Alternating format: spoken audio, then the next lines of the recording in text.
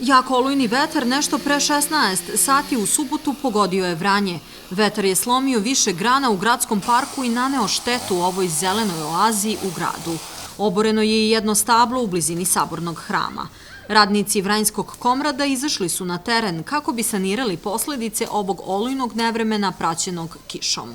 Odmah nakon vetra u subotu popodne, da kažem kasno popodne, uklonili smo jedno celo stablo preko puta Gradske crkve. Ono je žalost palo.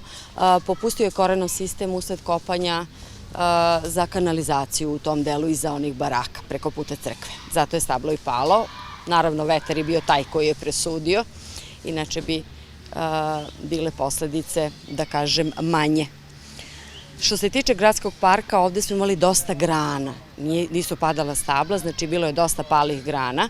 Ovo je neki finiš, ovo što sada vidite, odnosno higijena travnjaka. Naravno da vetar nijedan ne načini dobro, kao što je ovaj bio.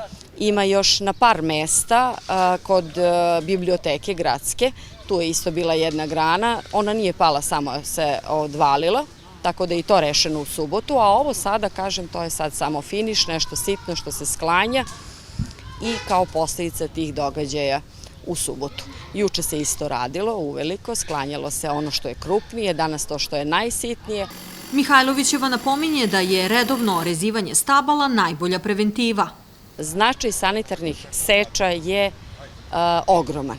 Nama se ljudi ljute kad nas vide da orezujemo, da sečemo.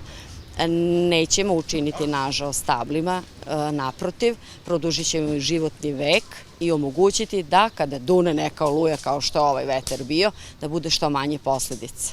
Prilikom naleta jakih vetrova može se očekivati slična situacija. Tim pre jer je drveće u parku višedecenijsko, pa se apeluje na građane da ne prolaze i ne parkiraju u blizini drvoreda prilikom vremenskih nepogoda.